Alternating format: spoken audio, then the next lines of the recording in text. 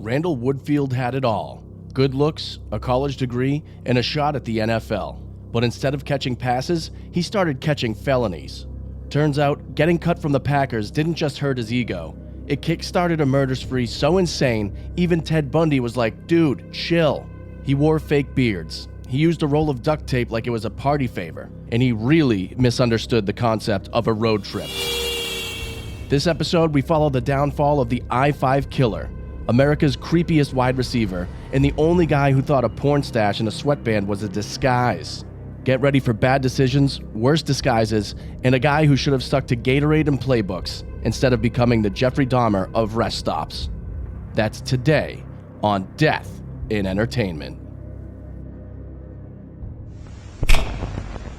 Live from Los Angeles. 911, what is your emergency? Here in Hollywood now. 2 counts of murder, Injury and death. Oh my God! Shocking new details. that has stunned the entertainment world. This makes me a little nervous. The hair stood up on my arms. Just like in the movies. What do you call this thing anyway? Death in Entertainment. Greetings, Deado Universe. What's up, everyone? How the heck are you? My name's Kyle Ploof. I'm Ben Kissel. We have a great guest with us today. You know her from the OK Bud podcast, Jerri Aquino. That was me saying hi. Yeah. Now I can say it again. Hi. There we go. Thank you all so much for joining Death and Entertainment. Check us out live on Patreon, patreon.com/diebud. Let us know what you're thinking as we do our blabbing. Today's episode, my God, it's going to be a little bloody. It is? You ready, Jerry? Yes. Okay. We're discussing the horrible life of Randy Woodfield. Randy Woodfield. Randy Woodfield. Also known as the I-5 killer. Also known as the I-5 killer. Oh, Yes. damn. Also, just at the top of the show, wanted to give a special shout out to Brandon Preo, one of our Patreon subscribers, actually submitted this script, and it's going to be a wild ride down the I-5. Nice. Thank you, Brandon. Thank you, sir, and we are headed out. Let's buckle up. Rev your engines. Vroom, vroom. Okay.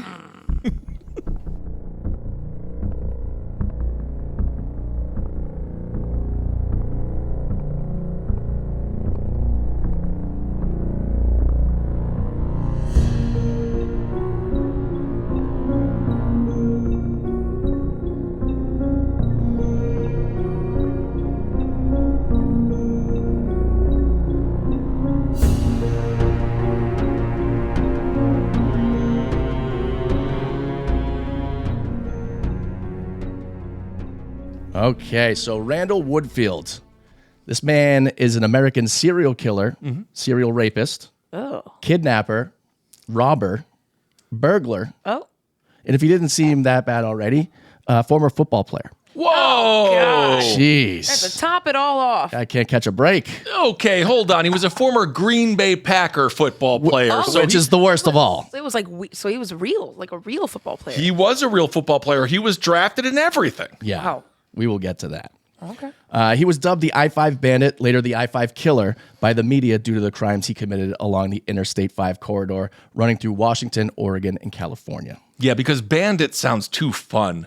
Like bandits like you and a couple of buddies going and stealing a bunch of honey. I'm talking more Winnie the Pooh. Yeah. But banditry is less dangerous than, murder. Yeah, bandit, I think of like you're on your tippy toes walking across the street in the darkness. Right.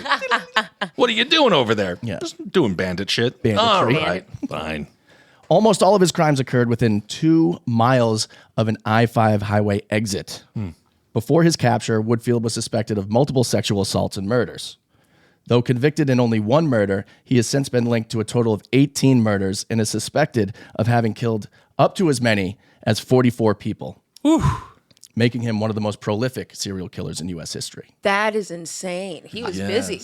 I've said this before on the podcast, but I don't love when people dub serial killers prolific. Prolific. I feel like artists and writers, they're prolific. Why would he be named a prolific serial killer? Because there's just that many people that it was prolific? Yeah.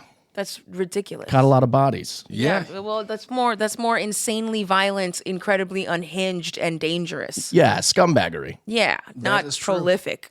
The majority of Woodfield's victims were white women in their 20s, many of middle-class backgrounds. A great many of his victims, particularly in instances of robbery and sexual assault, were young employees of restaurants and convenience stores located along I-5. Woodfield traversed this in his gold 1974 Champagne Edition Volkswagen Beetle, which seems like a popular choice at the time.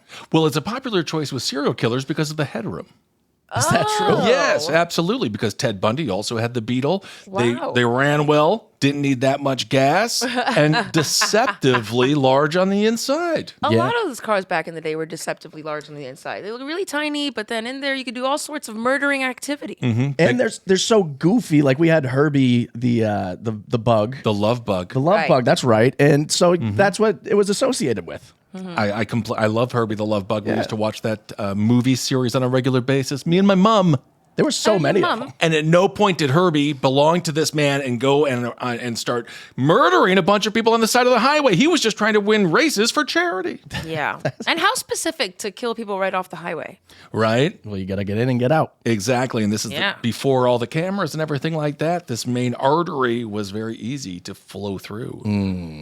Unlike many serial killers whose killing patterns are characterized by cooling off periods, Woodfield's murders and other crimes escalated very quickly, increasing in successive frequency. Also, unlike many serial killers, his level of acquaintance with his victims varied. Some were his friends, some were his coworkers, while others were complete strangers.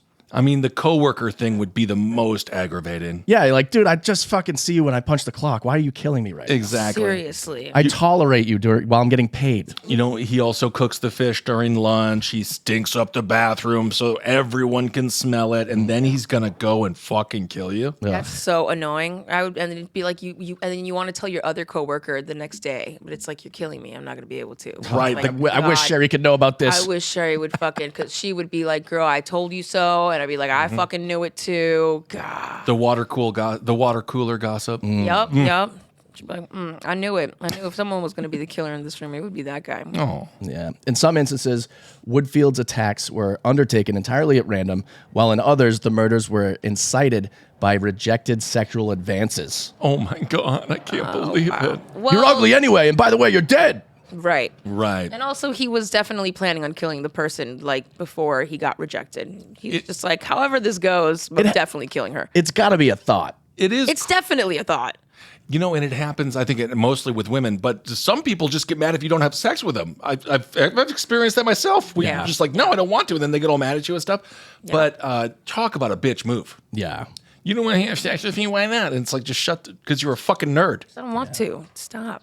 During his robberies, assaults, and killings, Woodfield typically concealed his identity by wearing a hoodie, a fake beard, and most notably, a strip of athletic tape across his nose. Just look at the tape.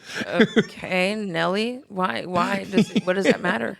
It's a distraction, I guess. I guess so. Like this guy was stabbing me in the neck, but all I could see was the tape. It Right. actually really helps me breathe. I have some nasal issues. Yeah. And it's going to be called Breathe Right. I have apnea. Yeah, so it's hard to sleep. Well, as long as he sleeps. Police believe Woodfield may have done so to obscure his features and prevent victims from identifying him in a police lineup. Yeah, but you'd be like, no, yeah, it's the guy with the Band-Aid on his nose. But you could take that off. Yeah. It's the guy with the tan strip along his nose. It's the worst farmer tan of all time. because Yeah. he would do it during the daytime. Yeah. So, I mean, it could have happened. Yeah. The fake beard. There's no way anyone believed that was a real beard, but Yeah. From one act to the next, the descriptions were remarkably similar. An athletic man armed with a silver .32 revolver and wearing tape over his nose abducted a woman, committed a sexual act, and then shot her execution style. Jesus. and this guy is so psycho. He's like, you heard them, athletic. Yeah. Athletic. You heard what they said. But it's not very athletic to just to shoot him in the back of the head. True. Yeah. Jim Lawrence, a detective for Portland's cold case unit, noted Woodfield's egotism and the lack of remorse or responsibility in his crimes, saying, quote, when he was interviewed, he'd tell detectives that he'd never rape a girl. I'd never do that. I would never. Well, we didn't even. Except for the 40 times that I did. Right, Mr. Woodfield, we didn't even ask you that question. You just sort Right. of, you're just yelling that. Yeah, I would never rape anybody. Kind of makes me think that he's raped a bunch of women. Yeah. Can we talk to you for a second? I didn't rape her. Right. Who? We were just asking where the bathroom was. He said he didn't have to rape anyone. That's what his thing was. He didn't have to rape anyone. I didn't have to. Everyone wants to fuck. Yeah, you guys wish you could see this dick. It's gonna kill you though. Anne Rule, who documented Woodfield's crimes in her 1984 book, The I-5 Killer, suggested that rejection and feelings of inadequacy were factors that drove him to violence, particularly, obviously, against women. She also characterized Woodfield as a smooth ladies' man. But that doesn't even coincide. No. Like, how is that a thing? You're either insecure and you can't really like stick it with the ladies and Right. it gets you all incel upset, or you're really smooth, charming, athletic, Right. and things kind of turn around for you. And maybe he could just level out in his brain and be like, hey, well, maybe sometimes when I say weird shit like that, it doesn't go out well, but then sometimes I can smooth talk a lady and maybe I can just have a nice time. I bet you this guy has 45 seconds of game. And if it doesn't work right off the bat, it just unhinges everything. he's- Frenzied. Right. Oh my God, I hate this guy. She said there had to be something that happened to him sexually in his formative teenage years that caused him to look at sexual activity as power fulfillment as opposed to an area of procreation and of intimacy. Well, yeah, I don't look at it as an area of procreation. Right. Don't look at my area of procreation. That sounds like a felony right there. Yeah, seriously. She concluded that Woodfield killed women as a form of rebellion against his authoritarian mother and 2 older sisters. Yeah, I don't know if the sisters and the mom had anything to do with this. Yeah, but seriously. Leave them out of it. They were probably trying really hard to make you not a serial killer. Yeah. his mom was just like, "Don't kill anybody." He's like, "Authoritarian? Yeah. What kind? I thought this was America." Rude. Yeah. Rude. So now that we have the context, let's go back a little bit to December 26, 1950. Whoa. Randall Brent Woodfield was born, a post-Christmas miracle, Isn't that nice? Oh, wow. Wow, isn't that amazing? in Salem, Oregon. He seemed like a... Which town? Oh, no, Salem. wait. No, not that. Not that the Salem. witch trial. Right. But he was probably thinking of it. He's like, I got to kill these witches. Yeah. But which town indeed? Hey. He was raised in the coastal town of Otter Rock, Oregon. It's about 8 miles north of Newport and 100 miles southwest of Portland. And if you thought ska was annoying, you don't want to check out Otter Rock. I will be here for the rest of the weekend. Wow. Yeah. He was the youngest of 3 children in an upper middle-class Christian family. Just a bunch of belly slaps and burps. Otter Rock. Some ruler spanks. His father was an executive at Pacific Northwest Bell, Okay. which is now a now defunct telephone company. So he was never around. Oh, yeah, maybe. He's always on the horn. Yeah, you can give him a call. Yeah. His mother was a homemaker and a perfectionist. His 2 older sisters both had wildly successful careers, one becoming a doctor and the other an attorney. Okay. Hot. Yeah, absolutely. Yeah. He wasn't exactly unsuccessful. No, he had everything set up in his life for success. So he had a fine life. Right. Woodfield's early life appeared stable, and he was well regarded in his community, which even John Wayne Gacy, they were like, he's the pillar of the community. Oh, yeah, because he was always giving all these young kids jobs. He was jabs. Yeah. And then also he was the head of the Polish Day Parade. And he was a clown at birthday parties. They loved this. This guy was an active member of the community. He met Rosalind Carter, Jimmy Carter's wife, and there's a picture with them. Yeah. Wow. It's so weird. Wow. He was the leader of the Polish. It's not hard to fool the Polish, I think. No, it's not. But it's still, you have to become their leader, Yeah. Right. which takes a skill. His friends called him Randy. He excelled. I mean, that doesn't make sense. If you were like, his friends called him Mouse Jones. And you're like, well, why? What the fuck? He excelled athletically at Newport High, participating in football, basketball, and track. However, during his adolescence, he began doing some wild things. He started exhibiting sexually deviant behavior, notably being caught peeping through windows and exposing himself in public. Wow. Which this was a time in America, this is, the 50s and 60s. This was before the trench coat had been co-opted by the school shooter. Right. That was, the mark of a creep. It really was. Because you're naked underneath, and then it's whoop. Yep. Well, how you doing? Then you're able to run off. I went to the Museum of Sex in Amsterdam, and there's a fantastic statue of a peeper who just like opens up his coat, and then you see his like penis and shit, and it's really really funny. It's a trench coat. Yeah, it's a trench coat, Yes. but like it's a statue and stuff, so it's like different because I've it's never not real. seen. I can't. That was a thing back then where people were like, "I'm going to put on this trench coat with nothing underneath, and then I'm going to flash someone, and then I'm going to run." My mom said it happened to her in Boston. That's insane. Some guy in a trench coat was like, "Hey, come here," and then her and her friend walked over. She was like 7 years old, and the guy was just like, Oh, jeez. what yeah. the fuck? She was like, "That was a crazy experience." What the hell? What is Sounds it like it. for? What does it achieve? Power. I guess they get off on it. You always got to see if someone's wearing a trench coat, but you can actively see their naked ankle. That's a problem. Yeah. Oh, God. Tube socks. An incident during high school where he exposed himself to a group of teenage girls led to his arrest. While his coaches attempted to conceal the incident to keep him on the football team, Of course they fucking did. his parents Oh my God. They're like, boys will be boys. Yes. But he's like a solid fucking defense, so we kind of need him for the game. Yeah. I hate you guys. Did you say solid? Wow. You've seen my hog? Yeah, everybody has. All right. His parents were very progressive, though. They forced him to undergo therapy. Back then. Okay, that's good. That is very progressive. Yeah. You will talk about your problems with your dick. But I will say this is 1960s therapy, so they probably just shocked his penis every time it got kind of hard. Yeah, and that's then it probably true. led to a whole nother fetish, and it may not have helped. Yeah, he's probably sitting there Very just being like, true. you want to see it? Yeah. And how does that make you feel? How does it make you feel? After graduating from high school, Woodfield's criminal record was expunged. Not good. Not good. He attended Treasure Valley Community College in Ontario, Oregon, before transferring to Portland State University in 1970. Treasure Valley does sound like their diploma is made out of chocolate. Does not sound like the name of a school, but that's okay. Yeah. Like their certificate is like Mr. Certificate. You got the Mr. Certificate? I did. Yeah.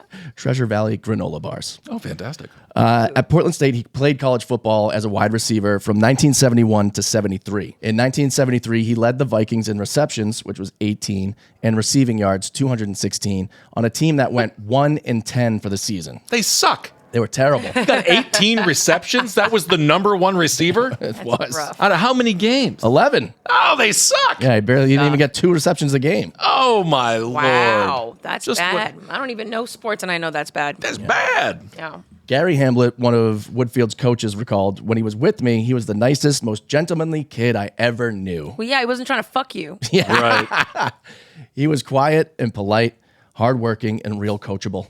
And real coachable. Which I will say is not an attribute often given to serial killers. No. Yeah. Like they took direction really well. Right. Like, who takes notes? Right. Portland State head coach Ron Stratton once described Woodfield's abilities on the field. He said, Randy runs decent routes, and he's good going to the outside. But he also mentioned Woodfield's glaring deficiency. He didn't like getting hit. Not by the safety, not by the linebacker, not by anyone. It's Oh a my point God. of character. Yeah, I mean, I don't know. I don't want. No one really should want to get hit. Right. Oh, if you're in football, bring it. Usually guys want to get hit. What do you want? Come at me! Come at me! You I hit, guess so. you hit me, I'm going to hit you. Right. Also, for those concerned, it is also known as routes, not necessarily routes. Routes. Roots? Routes. Routes. The wide receiver would be running a route. Yeah. Route 66? Mm-hmm. No. No, it's different. Okay, move on. Woodfield doesn't have it, he said. Teammates and peers of Woodfield recalled him as a soft-spoken and kind of a loner who didn't have a lot of friends. One teammate said of him, he was suave. He was sophisticated. All of these things aren't matching. So he's suave and sophisticated, but also a loner with no friends. Yeah. Like none of it is matching up. Right? He said he was confident in himself, but not to the point of being cocky. Okay. Yeah, because he gets like rejected sometimes, and then sometimes he's smooth with the ladies. So he's like just like a person, Yeah, he's a dude. He's a dude. dude. Other teammates described him differently, saying he didn't really fit in. He'd make out-of-the-blue, off-the-wall statements. He was always grooming himself. That carried over to the way he played. Yeah, this guy's a little different. He's fucking combing his hair and shit. Wearing deodorant. He's always trimming his pubes. Come on. Grooming himself is kind of like he's preparing himself to be molested. To be molested. That's not good. I'm going to molest myself. Oh. He seemed like he was more interested in looking cute out there rather than getting the job done. Aw, oh, pretty boy. He was active in Campus Crusade for Christ. As people often are when they're trying to hide a dark, dark secret. Yeah. My older brother did Campus Crusade for Christ, and then he came out as gay at 22. Oh, wow. My oldest brother didn't come out until 22. wow. But the weird thing is, we would go to like the gay 90s and stuff, and I was just like, my older straight brother. Look at this guy. The signs were there. He Just stuffing ones into a guy's banana hammock. Yeah. Seriously. Yeah, every guy has this. Like, I didn't realize just how queer my childhood was until I talked to other people with older brothers. Yeah. And then I'm like, I get why I was made fun of, because no one else knew who D-Light was in 6th grade. That is hilarious. Oh my God. But you said you also had a poster of RuPaul. My brother did, yeah. Yeah. And I was like, that chick is real hot. Yeah. So this is an evangelical Christian group, and he was also involved with the Fellowship of Christian Athletes. Very nice. Mm-hmm. It seemed real important to him that he come across as someone who would do the right thing, almost like it was keeping him together. The whole world is a stage. This is all makeup. It's all set in his brand is very good. His personal kayfabe. Yes. Despite his involvement in athletics and religious activities, Woodfield's troubling behavior persisted. Woodfield was arrested on several occasions for petty crimes. First in 1970 for vandalizing the apartment of his ex-girlfriend, and later in 1972 for public indecency in Vancouver, Washington. He was arrested again for public indecency in 1973, 1974, and 1975. Wow. So he just likes to, he just needs to be on like a nude, like island retreat thing where everyone's naked all the time. Naked and afraid. Yeah, that one. Because he was naked and everyone was afraid. But if he was just on a desert island and he was naked, he might not be afraid. He might be happy. Yeah. And other people around him might be happy. Yeah. Although you might have to kick him off the island. Oh. Yeah, at some point you probably have to maybe kill him. Elimination. Yeah. Yes, they're rough. Woodfield was actively being scouted by the NFL, so he chose to drop out of college 3 semesters shy of graduating, with his BS in physical education. Bullshit. Yeah, I mean, phys ed degree is pretty much BS. Yeah, but this is back when phys ed teachers were all fat and you could see their moose knuckle and they were all old and gross. Nowadays, apparently, they're very attractive. That's what they say. Yeah, it's true. I mean, I think everyone just nowadays is more attractive than people were back then. Like 1950s, like everyone that is like our age looked like they were like 60. I know. I've been watching a lot of old WWF videos, superstars from the late 80s, and there was a lot more hair, but I do think there was a buff quality to them. Yeah. Buff? Yeah, and I'm talking about the women.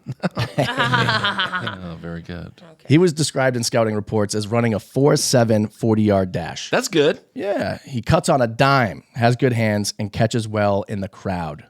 Fluid and smooth, hustles, and is a good jumper. Not to mention he's kind of handsome. All right. In the 1974 NFL draft, he was selected in the 17th round, which does not exist anymore. It only goes 7 rounds now. Yeah, 17th is way. 17 rounds. It's like anyone is drafted. It's like Vietnam. Yeah, he was selected 428th overall, which you think Shadur Sanders had to wait a while. Oh. He was drafted in the 5th round. This guy was drafted 12 rounds later than him. Sheesh. And he was drafted by who, you ask? Who? The Green Bay Packers. The Green Bay Packers. Boo. No, don't boo them. They were one of the first franchises in NFL history. Yes. And they were paid for by the meatpacking business of Green Bay. That's why they were the Packers. Oh. They're meat packers. Because they're meat packers. They're packing meat. Don't do anything in their Kyle. butts. In their Come butt, on. buttholes. There's nothing wrong with that, Kyle. There's nothing wrong with it, but that's... nothing wrong with it. Yeah. Players drafted before him that year included future NFL Hall of Famers Ed Too Tall Jones. I hate that. He was also 4'11". Hey, man, you too tall. Ed Too Tall Jones. Yeah, it was like an ironic thing. Always It is. was Ed Too Tall. And he's like, guys, that's not fucking funny anymore. I'm down here. Yeah, exactly. No, but he really was tall. Yeah. Oh, okay. He went first overall, as well as Lynn Swann, Jack Lambert, John Stallworth, Mike Webster, Randy Gradishar, and Dave Casper. Okay, the friendly ghost indeed. Randall quit his job at the Portland area restaurant Burger Chef. If you're cooking a burger, are you a chef? Yeah. I say no. No. Especially a smash burger. We've talked about this before. Smash we're not burgers even suck. enter. No, shut up. My God. I don't want to hear Do you not guys start on this. This is if my mom and dad actually fought physically or verbally. This would. I have PTSD, but I don't even have that really. But Smash burgers are delicious. That's all. they're fine, and also not a smash burger is fine. And the debate is now settled. They're crunchy and they're gross. Well, You're crunchy and gross. okay. That's See, now right. it gets personal.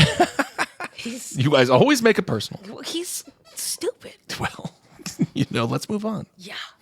In June 1974. No, a smash hot dog. That would be disgusting. Oh, I would be, I'm open. okay. We'll talk about it later. Smash this hot dog.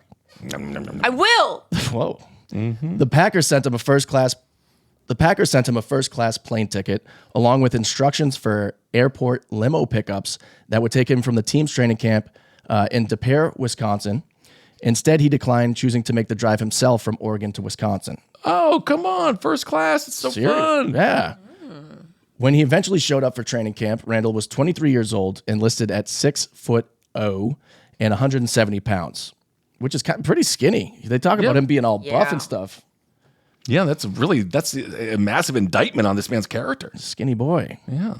He signed a 1-year contract for $16,000 with bonuses of $2,000 if he caught 25 passes that season and $3,000 if he caught 30.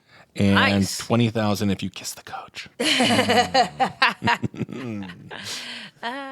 Woodfield, he tried his damn hardest to establish himself with the Packers during head coach Dan Devine's last season.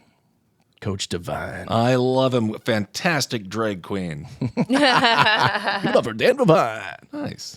In July 1974, Woodfield was among the rookies who competed against the Chicago Bears in a scrimmage game at Lambeau Field. How'd he do? Well, writing in the Green Bay Press-Gazette, journalist Cliff Crystal sought out Woodfield for a quote. Woodfield himself said, "I'm pretty excited. I'm just really thankful for the opportunity." And he was immediately cut. Okay, fantastic. Yeah, he failed to make the team's final roster after the team learned he was caught once again taking his little pee-pee out. No way. God. Oh, that blew it for him? Mm-hmm. Well, I mean, actually, that's kind of cool that blew it for him, because considering that his high school coaches were trying to cover that shit up. Right. Yeah. Yeah. That's because the Green Bay Packers are a wonderful organization that would never have someone send dick pics except for Brett Favre. He was on the Jets when that happened anyway. Yes, and he was on the Jets. And he was on the Jets, so it doesn't count. It doesn't count. It does, though.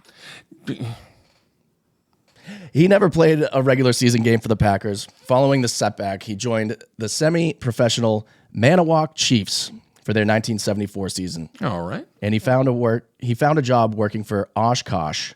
Big Osh? A Big Oshkosh. Oshkosh Bagosh? Oshkosh truck. Okay. They might have delivered the Oshkosh Bagosh denim to everybody. Wow. Yes, of course they did. Oshkosh Bagosh, Oshkosh, Wisconsin. Yeah. Oshkosh, Wisconsin is where Oshkosh Bagosh was. Yeah. Who else would have come up with this ridiculous name? Oh, gosh. Wow. Oshkosh Bagosh. In his one lone season as a semi-pro athlete, he would help the Chiefs to a Central States Football League championship game where they lost. Oh. He caught 2 passes for 42 yards. That's actually not that bad for 2 passes. Mm-hmm. Despite these opportunities, he could not shake his criminal tendencies. During his less than 1 year spent in Wisconsin, Woodfield was involved in at least, count them, 10 instances of indecent exposure. Jesus, And man. I got to say this, in Wisconsin, it's very cold. So I wonder if he was like, okay, hear me. He's dedicated. He's dedicated, and also like it was probably really tiny, and he's just like, no, but it's 30 degrees. Yeah. And the people are laughing at his little penis. Yeah, and he's like, picture this, but like 30 degrees, like warmer. Yeah, in California, this goes a lot better. It would just like be swinging to the floor. One Wisconsin law enforcement officer recalled years later that Woodfield, quote, couldn't keep the thing in his pants. Definitely sounds like he cannot keep it in his pants. This was following, of course, his inability to control his deviant impulses. Yeah, 10 times in a year is a lot of times to publicly expose yourself. Okay, Yeah. but hear me out. What if his dick had a little hand, and it was unzipping his zipper unbeknownst to him, Yeah, and that's it was what a dick? He had a hand dick. His dick was being a dick. His dick was being a dick. Well, he was being a dick. Yes. Yeah, that's true. Yeah. So this, you would think that this might be tolerable in semi-professional, leagues, but they were like, "Nah, we got to get rid of you." Yeah, I think it's criminal. Yeah. It's just a lot of crimes being committed. Yeah. Definitely creepy as hell. Yeah, but when you're semi-pro, you're like dying for a good player. So Yeah, but you're still held, accountable to the crimes of the land. He was probably really fucking creepy, because it's like Must you have said, been. he got kicked out in like 1975 Yeah. out of a fucking sport for indecent exposure. I feel like that stuff should probably slid. You lot. have to go above and beyond back then. Yeah. For sure. Woodfield left Wisconsin in late 1974 and returned to Portland, feeling disgraced by his failure to maintain his football career. He chose not to return to college and finish his degree. He bounced from one job to another, usually as a bartender or a bouncer, from house to house and relationship to relationship. Relatable. He showed up. This is the moment where you relate to this. We all have it. They are people. Yeah. That's the Yeah. thing. It's good to remember. These are human beings. Mm-hmm. Human characteristics. He showed up at Portland State on occasion and would work out with the football team. Get out of here. Yeah. Weren't you already cut? Didn't you not graduate? Yeah, and when you're 24 at college, it's like you're 40 years old. Oh, it's so Get away from us, old man. Yeah, it's pretty sad. so corny. I had like people who were still at frats at my college that were literally in their 30s, and I was like, "This is You the most awkward loser. shit Yeah, ever." it's And they're like, so weird. "Just wait till the freshmen get here." It's like, get the fuck out of here, dude. I don't know what you think you sound like, but it's not giving that. Yeah. Yeah, if it's like Matthew McConaughey in Dazed and Confused and Will Ferrell in Old School, it's Right, like funny right. for the movie. Yeah, But exactly. in real life, it's real sad. Fucking creepy as hell. One of the younger players told new PSU head coach Mouse Davis, "Coach, don't get too close with that guy. He's strange." Real strange, see? Wow. Takes his peeper out. Oh. That was the end of Woodfield's association with the Portland State Vikings. But didn't they know already?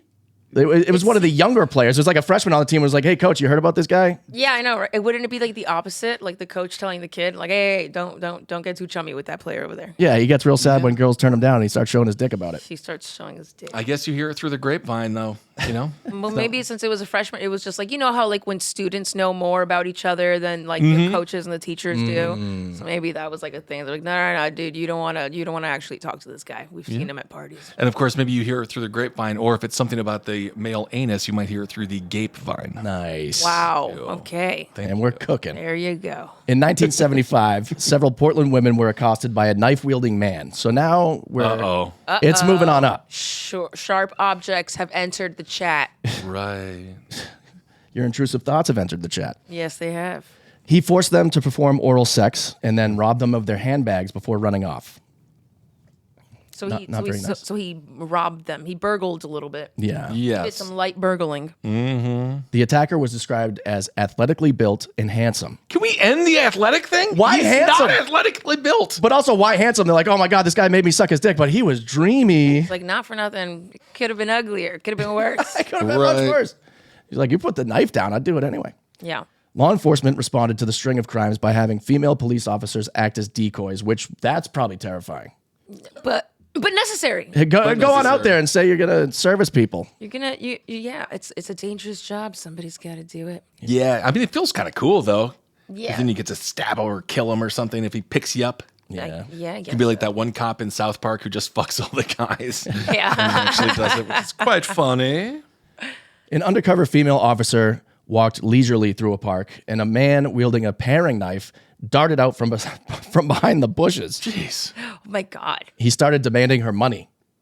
"Give me all your money." Okay, here you go. Here, have $2.17. All right, go get a burger. Like, whoa, this handsome man. What a handsome guy. What a handsome guy that I am Play sports. giving all my money to. Officers converged and arrested the assailant, who identified himself as one Randall Woodfield. So they got him. This is much more serious. End of the story. All right, everyone. Thanks for listening. There it is. Go home. Boom. Upon interrogation, he confessed to these crimes, blaming poor sexual impulse control, which he claimed was a result of his use of steroids. This is the opposite of what steroids are supposed to do. They're supposed to make your winky all tiny and not effective. Not your Yeah. winky, your balls. Whoa. It's mostly balls, yeah. Is it mostly balls? Yeah, it's your testicles that it shrinks. Yeah, they get smaller and then your muscles get bigger, so they look even smaller. It's like a double effect. Oh, then I have no excuse. In April 1975, Woodfield pled guilty to reduced charges of second-degree robbery.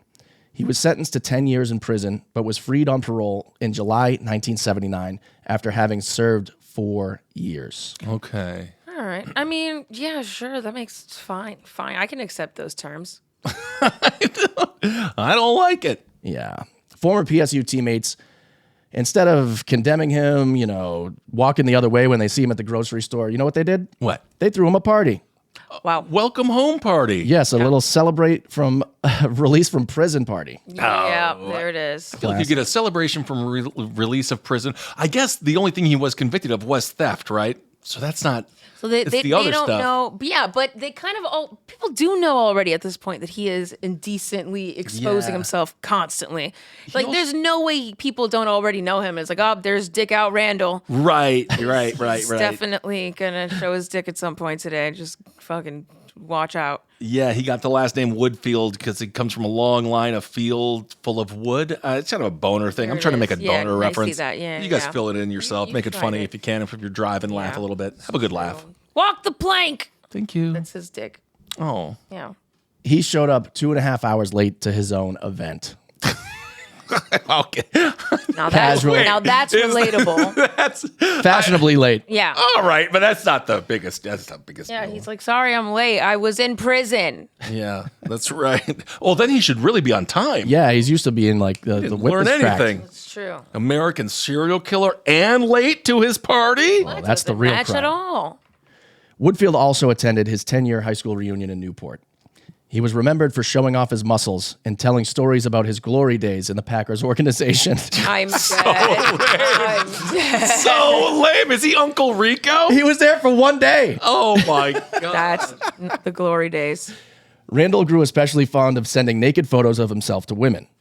Oh, this is old school too. You had to really do it. Yeah, he had to like wait with the Polaroid, Yeah. blow on it a little He bit. was in he was in that red room just taking water, like putting the photos into water, like hanging them up with a clothespin. And he's like, yeah, that's the dick pic I'm going to show her. That's the good one. That's the one. Reject. Ooh. Oh, okay. Well, now we're working with something. In late 1979, Woodfield was photographed fully nude, his muscles oiled. Oh, God.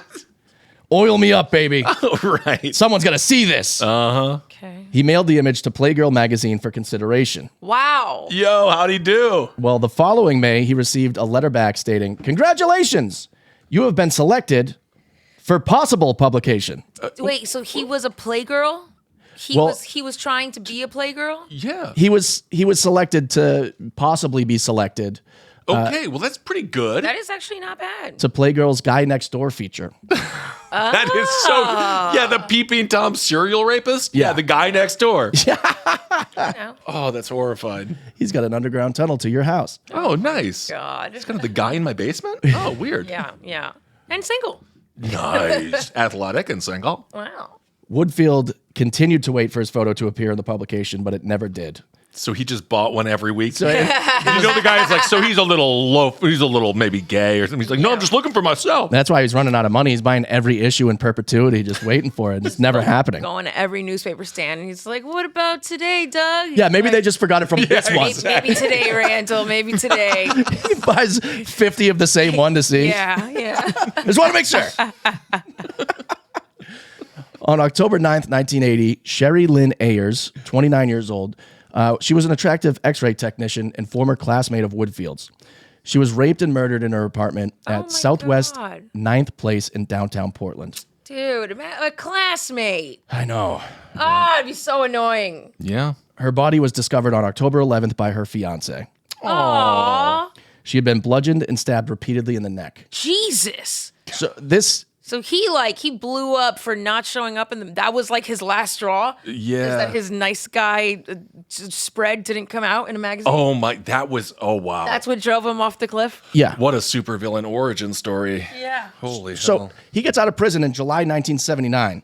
And then right there, just over a year later, he's going from robbing, terrorizing with his penis to stabbing in the neck Yep. and raping. Like that is such is an escalation. Yeah. 0 to 60. Yeah. She had been bludgeoned and stabbed repeatedly in the neck. I said that. Yes. Ayers, a University of Oregon graduate, had known Woodfield since second grade. Wow. That is crazy. What a fucking scumbag. Oh my God. That's one of those where it's like, do you want to know how you die? And then it's just go This to guy. This guy Yeah, in it's second like, grade. Dude, Michael? Yeah. What? Michael Restrepo? The guy who sniffs glue and smells like farts? Fucking knew it. Oh, I fucking knew it. I hate that kid. Hate that guy. Gave me weird Valentines. Right. No, I gave a girl $20 Wow. Really? in seventh grade. Oh, I always knew. Yeah, her name was Sarah. Damn. Money, money, money. Wow. That's my love language. Money talks, huh? But now I'm changing that though. Yeah. Changing that? Yeah. Damn it. During Woodfield's prior 4-year imprisonment, he and Ayers had been corresponding via letters. Ooh. Multiple envelopes and letters were found in her possession, all from Randall's prison residence at 2605 State Street, Salem. Suspecting Woodfield's involvement, In Sherry Lynn's murder, Ayer's family provided his name to law enforcement. He was questioned but refused to sit for a polygraph test. Law enforcement was like, the athletic guy who played for the Green Bay Packers? Oh.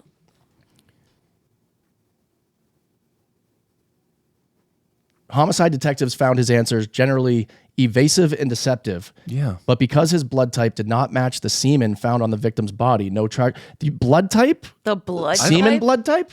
I don't know. I don't know about all that. Why don't they just look up the semen DNA? He's like, you're going to have to get it out. Well, DNA wasn't a thing yet. The blood type. I guess so, yeah. Could you extrapolate blood type from DNA? I don't know. Maybe. We're learning here. Was it her blood type that was caught on her body? That probably, yeah, it's like we took all the blood that came out of her neck and none of it would match his semen. Yeah. Right. So no charges were filed. Wow. Damn. That's insane. 1 month later, on the morning of November 27th, 1980, Woodfield arrived at the North Portland home of Darcy Renee Fix. She was 22 years old. Oh, no. And he went there with the intent to assault. Woodfield had known Fix at PSU as an ex-girlfriend of one of his friends on the track team. What this fucking guy? Wow. What an asshole. Douglas Keith Altig, who was 24, was also at Fix's home when Woodfield arrived. Both Fix and Altig were subsequently bound and shot to death execution style in the home. Oh, my God. Wow. Also, quick update on that. Apparently, yes, in many cases, blood type can be determined from semen. Wow. So, yeah, I guess we did learn something new here. Whoa. Yeah. You never knew what you're going to learn today. You never know. You can use that. You could use that with the kids. If you're a kindergarten teacher, use that with the kids. There's a fun little tidbit. There you go. Ruin Thanksgiving this year. Who cares? You know, common blood type match? Whoa, thank you. Fix's .32 caliber revolver went missing from the scene. Due to his acquaintance with Fix, Woodfield was questioned about the murders, but law enforcement found no concrete evidence pointing to his involvement. We just, maybe not concrete, maybe just kind of like small liquefied, like, just, come on. Yeah, Play-Doh, something? Something. Yeah. After committing the murders of Fix and Altig, Woodfield began a series of robberies throughout the Pacific Northwest. Unable or unwilling to hold a job, Woodfield found robbery a convenient means of acquiring money. Well, that would make sense, I guess. Convenient, yes. Sustainable, don't know about that. Right. Yeah, with the side of molestation and rape as an added bonus. Yeah, well, everyone's got to have hobbies, you know? Yeah. His MO was to park his gold 1974 Champagne Edition Volkswagen Beetle miles away from his target. After the crime, he would use his natural speed and athleticism to run back to his car, thus removing himself immediately from the reasonable vicinity of the crime. Just see him running patterns. He's just fucking running like crazy, just dashing for his car. Yeah, a man in jeans running covered in blood. Doesn't look Hut. suspicious at all. Exactly. On December 9th, 1980, wearing a fake beard, Woodfield held up a Vancouver, Washington gas station at gunpoint.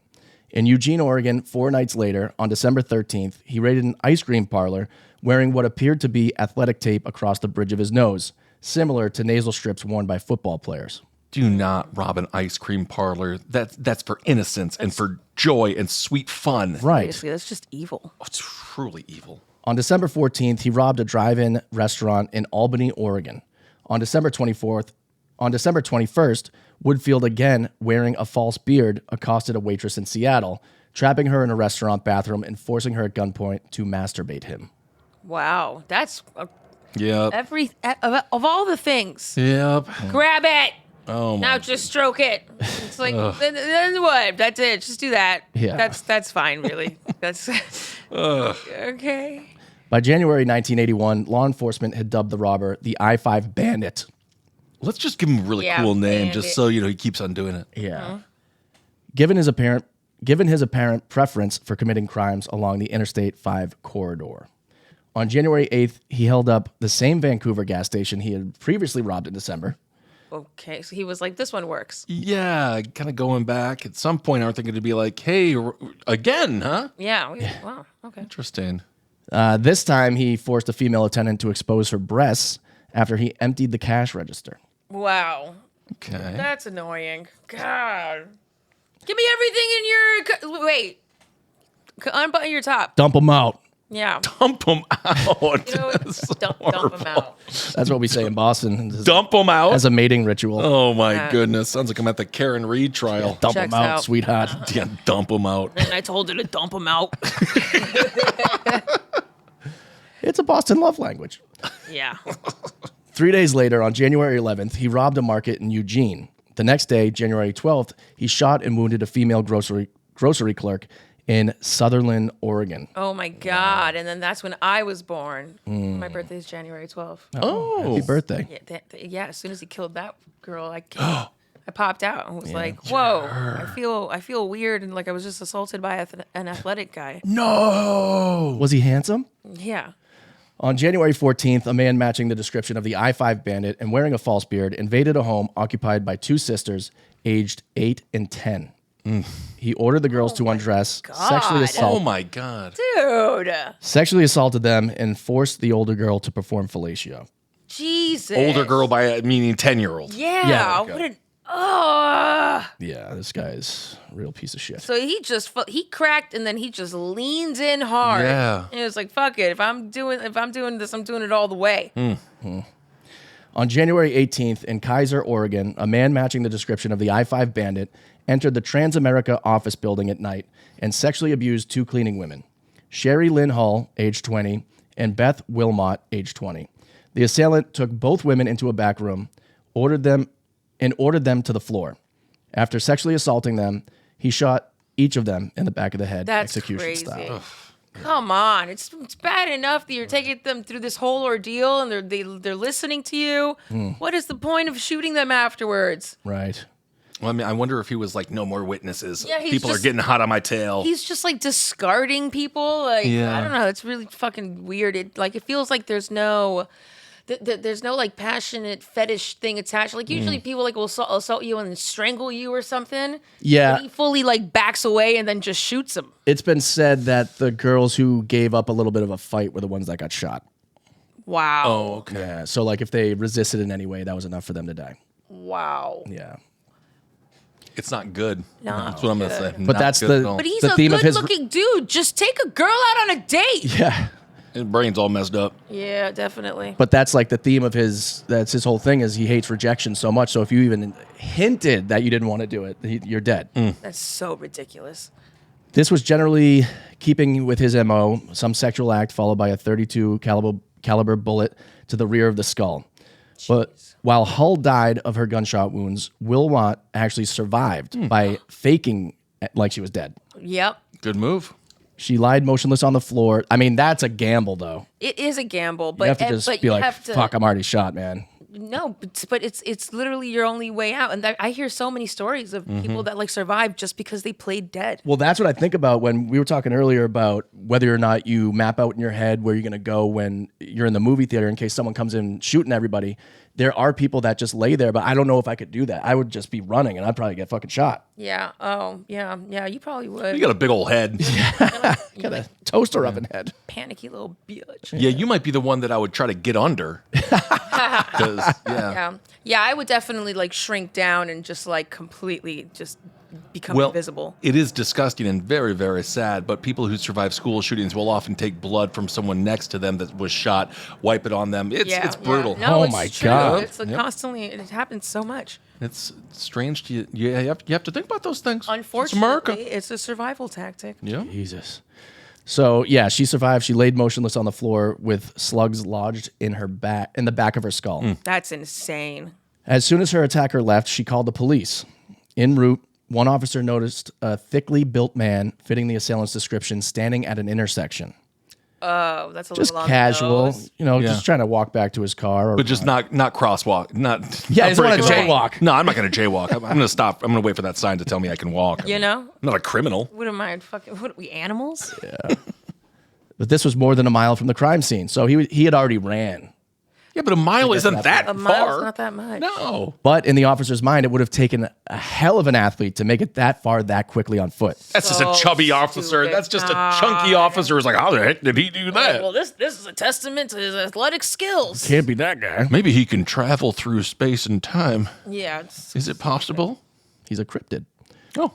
On January 26th and 29th, he traveled to Southern Oregon and committed robberies in Eugene, Medford, and Grants Pass. In the latter location, 2 females, a clerk and a customer, were assaulted by the robber. On February 3rd, 1981, the bodies of Donna Lee Eckert and her daughter, Janelle Charlotte Jarvis, who was only 14, Donna was 37. Wow. They were found together in a bed in their home in Mountain Gate, California. And there's is law enforcement at all building a Yeah, like, are they at least on a trail of some sort? This is the thing. They're all different jurisdictions back in the day, so nobody's talking to each other. That's right. You know how cops don't like to talk to each other. No. now they do. I think they do now. I don't know. I hope they've learned that they should by now. They do and they don't, but when they actually come together, they fucking figure shit out. Yeah. Forensic tests showed that the girl had also been sexually assaulted. They were both found shot several times in the head. That's fucking crazy. Earlier that same day, just south in Reading, a female store clerk was kidnapped and raped during a holdup. That was all in one day? Oh, he's just going crazy. Jesus. On February 4th, an identical crime was reported 100 miles north in Eureka, California. So he's killing, shooting, killing, raping, driving, doing the same thing over and over again. Oh, he's like in the thick of it. The same man then robbed an Ashland, Oregon motel later the same night. Then, on February 9th in Corvallis, a man matching the I-5 bandit's description held up a fabric store. So, Come on. And just anything that's open, I guess. He's got varying businesses that he's yeah. It's like you're going into Michael's now? Seriously. Better leave Michael's alone. Yeah. Going to what is it? Hobby Lobby? Yeah. Yeah. Hobby Lobby? Go to Hobby Lobby. Anyone in there, you should. They don't have any business. They have nice yarn. They have nice yarn, but they're bored. They're very bored. So at this fabric store, he molested the clerk and a customer before he left. 3 days later, robberies committed by a man matching the description occurred in Vancouver, Olympia, and Bellevue, Washington. The Olympia and Bellevue incidents included 3 sexual assaults. Jesus.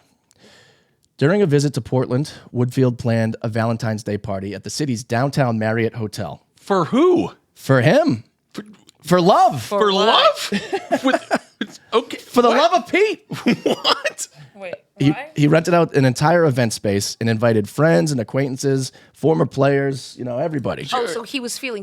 After all his murdering, he's like, I'm feeling like a soiree. I want to throw a party with all this money I stole. I want to socialize. I want to catch up with my friends. I want to tell people how good I've been doing. You know what I've been missing? Little sandwiches. Yeah, some hors d'oeuvres. Some champagne and charcuterie. No guests arrived. 0. No way. He was ditched at his own party. That's not good at all. That can't be because a dude that doesn't like rejection and no one should have. What a loot. He was like being a crazy psychopath loser. He's like, I know, and then I'll throw a party, and then everyone will come, and then it's gonna be great. Just him standing next to a chocolate fountain, holding a strawberry. Just be like, fine, I'll eat it all. I want this anyway. It's fine. Single tier. Right. After no guests came, he drove across the state to Beaverton and went to the home of Julianne Reitz, who was 18. He had met her while he was working as a bouncer at the Faucet, a bar in Portland. He arrived at her home around 2 a.m. on February 15th. Around 4 o'clock that same night, he raped and then shot Reitz in the head, killing her. Jeez. Her body was found at the bottom of the stairs at about 8:30 a.m. by her mother. Oh, my God. Horrible. Police investigating the scene determined that Reitz had actually had a glass of wine with her attacker and also had begun to prepare coffee. A package of instant coffee was discovered on the kitchen counter, and water in a kettle had been left to completely boil away. It sounds like maybe she was trying to survive. Just be like, have some wine, maybe some coffee. Like, Or she's like, I'm letting this attractive guy in that I know. Like, we might have a good night together. They said that they worked together. Yeah, they worked together. They were drinking. They were working together. They knew each other from a bar that they worked at. all right. So it does make sense that she was like her guard was kind of down. Right. And then it's like you said, he's good looking. You're not gonna think he's like a full creep. Although nowadays, that's you're good looking. That's extra creep points for me. I wonder if she was one of the people that didn't show up. To the Valentine's Day event? Oh, that's Interesting. It's possible. Possible. We don't know. That's speculation. it's pure speculation. By February 28th, the investigation was now focused on Woodfield, but by then the I-5 bandit had struck 3 more times. In Eugene on February 18th and 21st, and another sexual assault in Corvallis on February 25th. Detectives in Marion County acquired a call log supplied by Arden Bates, the landlady and roommate of Randall's in Springfield, Oregon. She was the landlady. The landlord is like, hey, you can stay at my place? Yeah, basically. That's I guess crazy. so. It's a nice room. Yeah, sometimes people rent out rooms in their house. Yeah, yeah. Airbnb. Yeah. This was in Springfield, Oregon, which is where The Simpsons is based. Oh no. Yeah. I don't know in Illinois. No. Springfield, Colorado. Oh, Oregon. Oregon. I didn't know that was the one. That's where Matt Groening's from. Oh, interesting. They've been a Yeah, mystery Colorado for a long is South time. Park. Yes. Yes, that's Gotcha. South Park. Yeah, South yeah, Park. yeah. Yeah.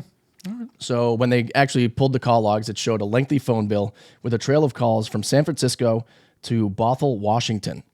These calls were made via calling cards at payphones placed Woodfield near all the murder sites. Wow. Right around the times they were committed. You don't want to make phone calls the second you're fucking Who was he calling? I don't know. Who was Probably he the people calling? he was about to kill. Yeah. They're like, hey, I'm right down the street. Get ready. That's Yeah. interesting. We think about the, especially with like the case that's going on right now with the disgusting guy with Idaho.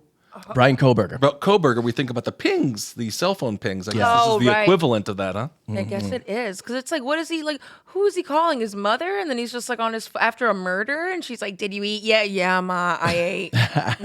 It's like, all right, well, put your seatbelt on. I know, Mom. You know, your sister's an attorney, your other sister's a doctor, Right. you fucking loser. Yeah. Well, we're going to need both. I know. Yeah, seriously. Imagine if he was just doing it all because he was hangry. Oh, wow. Did you eat, honey? Well, he robbed enough convenience stores. He should have a couple of Snickers in him. A couple Twinkies or something. The irony was the son of a Pacific Northwest Bell employee would be partly done in by phone records. Dum-dum. Dum, dum, dum. Detective Dave Kaminik of the Sheriff's Office of Marion County, Oregon, led the investigation. On March 5th, 1981, Woodfield was interrogated by the Salem Police Department. Woodfield was said to have had two personalities, Randy, the bad boy, Of course. and Randall, the good one. Of course. That makes total Oh, sense. God, you're becoming Randy! Yeah. Uh-oh. I'm going to go full Randy. Going full Randy now. He's going Randy. During the interrogation, detectives would push Randy into a corner with facts, then asked to talk to Randall. Oh, my God. These guys suck. No. Did they watch The Exorcist? They're like, are we talking to her now? Yeah. Yeah, this guy is not multi-personality. No Is way. Randy in the room with us right now. Randall, can you access Randy for me, please? Randy's right around the corner. Yeah. So they would try to push Randy into a corner with the facts and then ask to talk to Randall. They tried their best to squeeze information out of him. Yeah.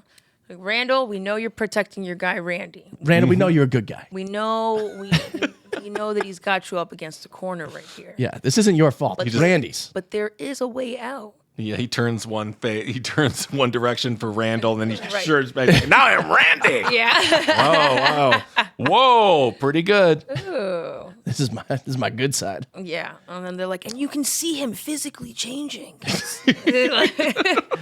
One half of his body's oiled. Oh, my God. At this time, he was also positively identified in a photo lineup by Beth Wilmot, the survivor of the January 18th Transamerica office attack, Woof. The one who was shot in the back of the head? and pretended played Wow. dead. Okay. Yeah. Incredible. Yeah. However, he was released and returned to his duplex home in Springfield, where What? he rented a room. What? But why if someone caught him in a lineup for murder? There's a number of fumbles in this I'll little say. story. What the fuck is that? Not just talk about the Packers. Right. With the police staking outside of his house, Woodfield spent 2 entire days burning all the evidence in the fireplace.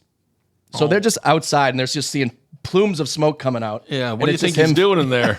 He's building a nice fire. It's like, must be like barbecue day inside that house. Yeah, totally inside. You know how you do that. Yeah, yeah. During that time, police questioned Arden's 6-year-old son, Mickey.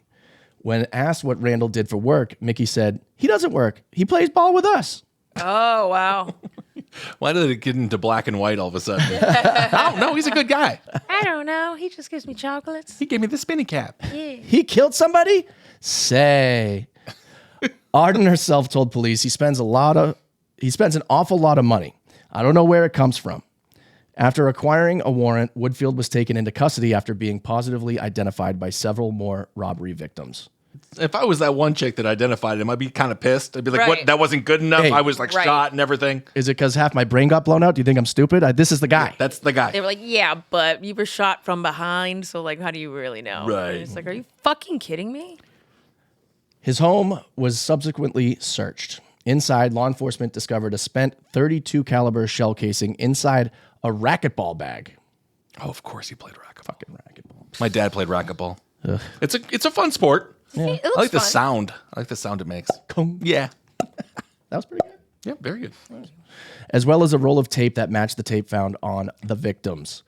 Police also found that he'd kept every single correspondence he had from the Green Bay Packers. That's cute. I really thought he was going to say from all his kills. I know. It's No. the Packers. From the fucking Packers. What Wow. the fuck? Like, come on. Oh, Randy. Oh, buddy. Every- That's Randall. That's Randall's correspondence. I don't know. Every letter bearing a green and yellow logo, every envelope with the return address of 1265 Lombardi Avenue, Green Bay, Wisconsin. So he just like writes to all of them and it's like, Yeah. how is the Packers today? doing? I prayed for you guys. Yeah. Miss being there. He even kept his wallet, the airline ticket. He even kept in his wallet the airline tickets that the Packers sent him back in June 1974. So lame. Wow. The tickets he didn't even use. So lame. Good Lord. So he, I could have been somebody. yeah, that's what he literally is living off of now, is murdering people, and I could have been somebody. On March 16th, indictments for murder, rape, sodomy, attempted kidnapping, armed robbery, and illegal possession of firearms were initiated from various jurisdictions in Washington and Oregon. California hasn't even caught on yet. Wow. In the summer of 1981, Woodfield was tried in Salem for the murder of Hull. It's never good to have a trial in Salem, I would say. No, you don't want that. Burn him at the stick. Whoa. He ended up getting more charges of sodomy and attempted murder for the attack on Beth Wilmot. Okay. Wilmot actually, God bless her, testified against him in trial and was key in the prosecution's conviction. That's amazing. Nice. She's the hero. She really is. Nobody listened. You know, Chris Van Dyke, son of actor Dick Van Dyke, who's still running around this neighborhood. Yeah. Really? He was the Marion County District Attorney at the time. I had no idea. Wow, that's crazy. He prosecuted the case.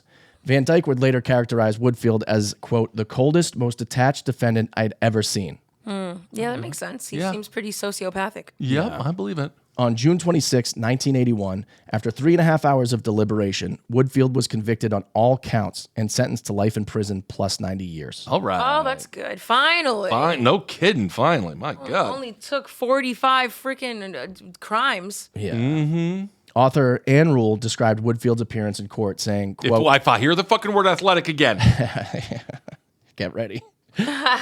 so annoyed. She called him Randy. Quote, Randy had been touted in the media as a massively muscled professional athlete. The man in person seemed strangely diminished. Okay, so we're good there. Okay, good. Yeah. Because it's All a right. fucking lie. Yeah. She said, he's not Superman after all. No shit. He couldn't even be a Packer. Yeah, seriously. He looked, if anything, humbled, a predatory creature brought down and caged in mid-rampage. Well, this is really worse than a prison Humbled? sentence. I'm humbled. I've Right. been humbled. It's like when you win an Oscar. Yeah. You're supposed to be humbled. I'm humbled. Yes, that's the exact opposite. This one is like, you hate me. You really, really hate me. You're going to sentence me to jail. Judge, I am humbled. So if that's worth anything. Yeah, can I go now? Yeah. TV reporter Dana Middleton from Shasta County described her first time seeing Randall, saying, I noticed he was quite good looking. Now we're back. I'm so sick of it. Okay. But then he turned around and looked at me and I saw his eyes. They were flat, dead eyes, shark eyes. Ooh. It was exactly like looking into a shark's eyes. There was no emotion there at all, no compassion, just emptiness.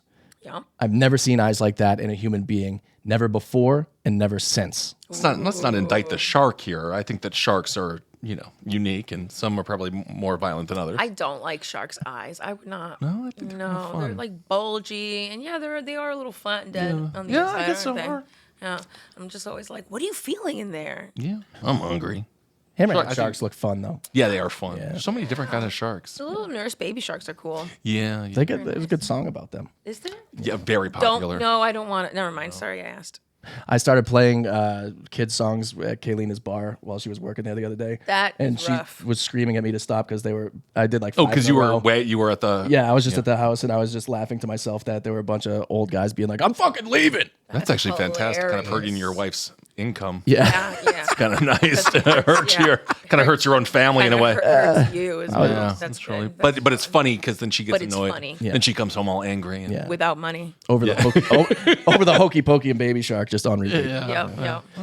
In October 1981, a second trial was held in Benton County, Oregon, in which Woodfield received sodomy and weapons charges tied to one of his attacks in a restaurant bathroom.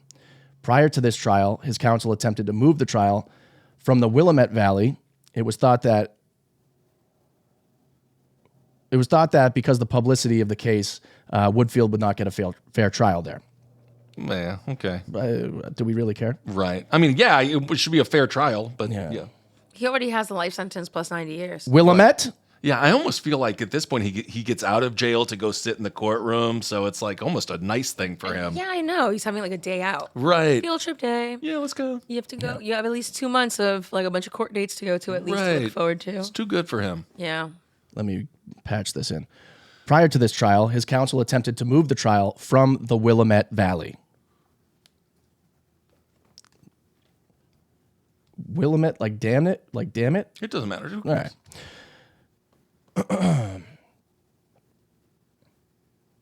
The judge in this case denied the counsel's request. Woodfield was convicted by the jury and had an additional 35 years added to his life, plus 90 years. All right. Despite the apparent links with countless other crimes and homicides, Woodfield would not be prosecuted for the majority of the crimes he was believed to have committed. Unable to afford multiple trials, the state of Oregon was satisfied with Woodfield's existing life sentence. Right. Yeah, I would be too. I guess it's sad for the victims' families, though, because they want to get them and yell at him and stuff in Yeah. court. Yeah, that's true. Yeah. Even in California, where Woodfield was accused of killing a mother and her daughter, the local prosecutor eventually decided against pursuing charges. Wow. They were like, good enough for me. He's in prison forever. Yeah. I guess so. Because I don't know, is there a statute of limitations for murder? I don't think there is. No. Yeah. No. So if There's no- for some reason he got a technicality, he was out there, it'd be like, all right, let's time. Oh, I don't think he's No. going to be getting out. Woodfield is currently incarcerated at the Oregon State Penitentiary. I always say that wrong. Penitentiary. Penitentiary. Woodfield is currently incarcerated at the Oregon State Penitentiary, less than a mile from I-5. In October 1983, he was injured by a fellow inmate during a prison disturbance. I like that. Just a disturbance. There's a Not a riot. I heard a ruckus. little disturbance. He's disturbing. In April 1987, he filed a $12 million libel suit against Ann Rule, What? the author who said he was not Superman. Yeah, Bitch, I'll tell you who's not Superman. He said he wasn't handsome. He's like, that's where I draw a line. Oh my god. Oh, if I could kill you. Are you listening to this lady's words? They're not true. Yeah. I am handsome. I deserve $12 million. I am Do Superman. you have any idea how much ramen I could get from the commissary for that? Even if I was Superman, I wouldn't say I'm Superman because nobody knows who Superman is. Yeah. Because he wears glasses. And I am humble. The federal court in Oregon dismissed the lawsuit in January 1988, citing that the statute of limitations on such a lawsuit had expired. All right. By 1990, after the discovery of more victims, Woodfield was suspected in as many as 44 homicides. Jeez. In 2001 and 2006, DNA testing linked Woodfield to 2 additional murders in Oregon that had occurred in 1980 and 1981. In 2005, a detective in the Portland Police Bureau's cold case unit interviewed Woodfield. He described the killer as, quote, pleasant company. What the? Okay. What is You know going on? what? Maybe I need to meet him. Maybe I just need to meet this guy and see if he really is this athletic and pleasant. Yeah, no, seriously. How'd it go? I got butterflies. Very nice. Really nice guy. Honestly, I kind of get it. Totally. I asked him to flash me. After this conversation, I kind of want to see it. I told him to dump it out. Yeah. Uh-oh. I remember that his hair was perfect, feathered and combed. Oh my God. Who describes another man's hair as I feathered? don't know, bro. Feathered. This guy might have been a little tutti frutti. He may have been, sure. It was the 80s when feathering was popular. Oh my God. Farrah Fawcett? You know? He goes on to say more. He had a perfectly even tan. Wow. It's prison. Yeah, what's he What's he going to do? He was allowed to go outside? He was working. Yeah, he was working on his tone. He said his nails were manicured. Shut up. He was very charismatic. Oh God. Let me guess. His teeth were white, straight as an arrow. It's so stupid. Perfect eyes. Yeah. He felt very comfortable in my colon. Wow. That's not part of the quote. Oh, it's not. Okay. He said it makes sense because he would lure victims and get them to let their guard down. Well, yeah. Yeah, this guy let his guard down. Yeah, he He's did. swooning. Literally took him like one fucking cell night. He's like, can you sign my yearbook? During the interview, Woodfield still confessed to nothing. Because I think that's his thing. He doesn't want to admit anything because I think somewhere deep in his brain, he really believes that if he doesn't incriminate himself, he's going to get off or he'll be able to appeal. Well, because everyone keeps on letting him out, so why wouldn't he? Yeah. Yeah. He's like, it'll work one of these times. You know? Yeah. I mean, everyone, apparently he's very charming. Yeah. So, Yeah. Talk his way out of anything. yeah. During his time in prison, Woodfield had been married 3 times. People are marrying this guy. Well, they also divorced him. He got divorced twice, but Did married he 3. do the divorces or did they do the divorce? I mean, And he didn't kill them? I don't think he could have. he couldn't reach far enough through the bars. Yeah. Yeah. Some letters he wrote from prison were sold online as a collection titled, quote, The Serial Killer Letters. Why can't you talk to me like Randall does? You want a Randall in the streets and a Randy in the sheets. Oh, wow. In one of these letters, he wrote to journalist Jennifer Preo, you only care to know why murderers strike out in anger or rage. How should I know? What a question, Jenny. What does that mean? Shut that's up. like, you always know about their rage, but no one ever asks them how they feel when they're happy. What's the euphoria like? Yeah, you only want to know about murderers. How the fuck should I know? I didn't do shit. Right. He asked her if she cared to write more about personal things or share a photo. Talk by the phone. Your choice. Ciao, Randall Woodfield. Oh my God. Ciao. He said ciao like a real fucking... choice, Ciao. Well, why do I feel like he lived in Williamsburg, Brooklyn during the hipster uprising at some point? Like, Yeah. like he was kind of like responsible for it. Yeah, he could have invented like mustache wax or something. Yeah, he could have. Woodfield never confessed to any of the murders that he's been convicted of, accused of, or to which he has been linked. Though convicted only in the murder of Jerii Hull, Woodfield has been linked to numerous other murders via DNA methods over the years. So that's good. Criminologists and detectives have estimated the total number ranging from 25 to 44, making him, again, one of the most prolific serial killers in U.S. history. Woodfield is also estimated to have committed over 100 other crimes. So that's fun. It's a lot of them. He has just been busy. Yeah. Detective Jim Lawrence of Portland's Cold Case Unit describes most serial killers as having a cooling off period. Yeah. According to Lawrence, Woodfield never did. He killed and then 5 weeks later killed again. Yeah. Then it was 3 weeks, then 2 weeks. Oh, wow. I believe that it would have been every few days. He was like the boogeyman. If you're talking about somebody moving towards some form of rehabilitation, they had to at some point acknowledge they're responsible for their own behaviors. That is not Randy Woodfield. However, he is super athletic and pretty charming. Yeah. Right. Can't forget that. Don't forget. Today, Randall Woodfield is still serving his prison sentence at Oregon State Prison. Oh, he's alive. He's still alive. He's 74 years old. Oh my! He could live for like another 20 freaking years. And still pretty good looking, Still if pretty anyone's charming. wondering. Yeah, pretty nice. Honestly, the best cellmate on the block. Prison guards recall that he loves to talk about football and still remembers his playing days. Shut up! That one day on the Packers. That one glorious day Yes. at Lambeau Field. I'm surprised Aselli hasn't killed him. Yeah, shut the fuck up about the Packers. Seriously. You're the only one who calls himself athletic.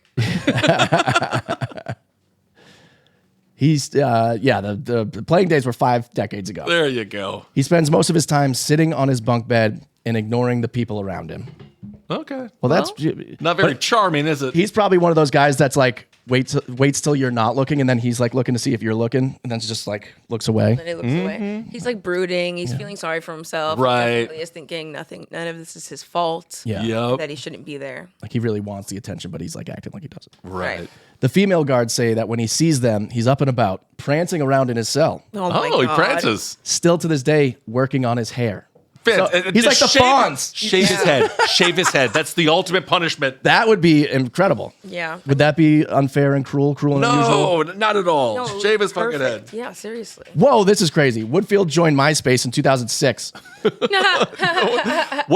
were his 8 friends? Right. Who was in his top 8 and what was the intro song into his website?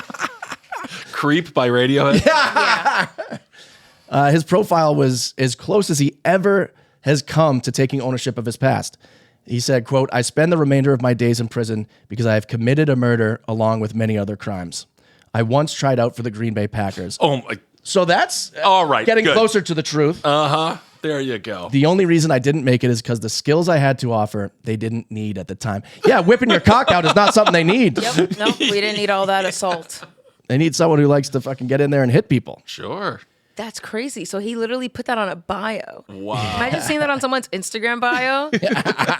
Like, Paul, 29, committed a murder, so in prison, spend the rest of my days combing my hair a lot, and I'm vegan. Oh, interesting. In 2011, the story of Sherry Hull, Beth Wilmot, Dave Kaminick, and Randy Woodfield was made into a TV movie titled The Hunt for the I-5 Killer, starring John Corbett as Detective Kaminick. I know what I'm watching later. All right. Well, they got a movie. Yeah, we got a movie out of it. We got, a trail of fucking blood and tears. Oh, my God. Well, what a story that was. Yeah. I mean, he was just really, really busy. Yes. And it's like they said, usually serial killers do take breaks. Right. But he just it just kept on building and building. He kept going. He was like, this is too good. I need another. Yeah. Yeah, the amount he did accomplish kind of makes me feel bad about myself, but I don't feel Well, don't feel bad about yourself. You know? Shit, you see how hard some people work? We all have the same 24 hours. Yeah, we all have the same 24 hours. We all could be doing a lot more. Yeah, I wake up at 3 a.m. and put my face in a bunch of ice water. Is that what he did? Yeah, that's cool. Nice little cold plunge. Yeah. And with that takes us to Final thoughts. The Packers made the right decision. They sure did. They were ahead of the curve. Yes, they were. He was not good enough to be a Green Bay Packer. They were the head of the curve in his cock. Absolutely. That's my final thought. There Good you job, go. Pack. Yeah. Final thought. My final thought is, it takes a village when it comes to finding people who commit crimes like this in different places. Everybody needs to talk and get along, damn it. Mm-hmm. Very true. Yeah. And although people are still waiting, I hope they can find solace in the fact that they probably already know what actually happened to their daughters, the people that, haven't been officially connected to him.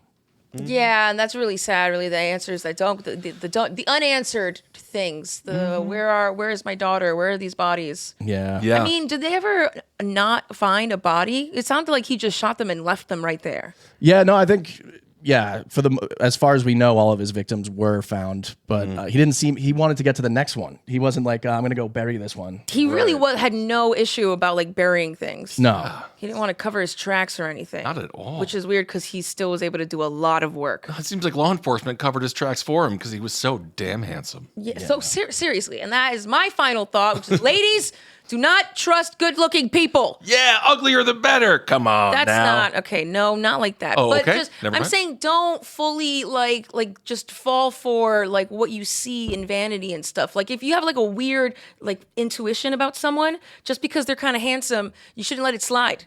You should be like, no, this guy's creepy. And if they're good looking, it makes it a little bit worse because it's like, oh, he's creepy and he knows that he can probably get away with some shit. All right. And do you guys hear that? Uh-oh.